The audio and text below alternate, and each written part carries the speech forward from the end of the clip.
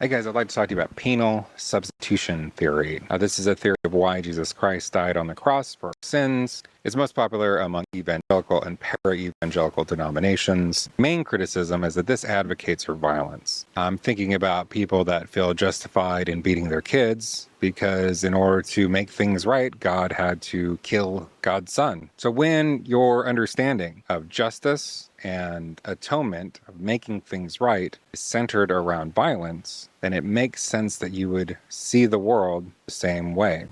If all I have is a hammer, then every problem becomes a nail. I've known people, evangelicals, who when I tell them that Jesus says to turn the other cheek, they will pop back and say, well, an eye for an eye, completely ignoring the fact that Jesus literally before saying, turn the other cheek, says, you've heard an eye for an eye. But I tell you, do not resist an evil person. Instead, turn the other cheek.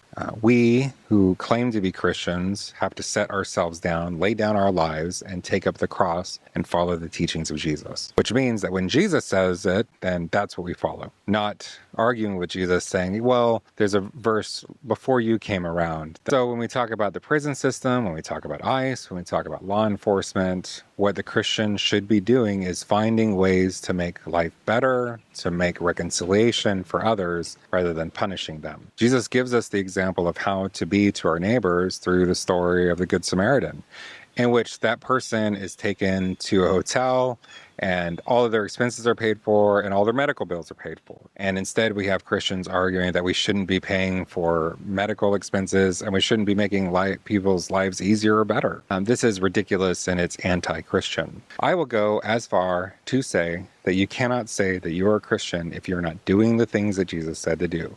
Which means that if you see a homeless person, you should be shaking their hand and saying, hey, what can I do for you? If you aren't actively seeking out people that Jesus has told you to seek out and help make their lives better, then you aren't a real Christian.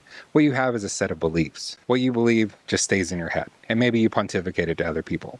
But your actions are what demonstrates what you believe. So you can say you believe that Jesus is Lord, but if you're not actually doing the things that Jesus said to do, like clothing the homeless, visiting the sick, helping others, then you're not a real Christian. And that's okay. If you're not a real Christian, it's okay. Just be honest about that. It's all right. I respect that if you're not a Christian, if you're not following Jesus. I respect you for that. But don't claim that you are and then do evil, awful things to other people, things that treat people as less than human. So hope you're doing great. Blessings. Thanks for listening and continue to lift each other up and continue to do good to others. Blessings.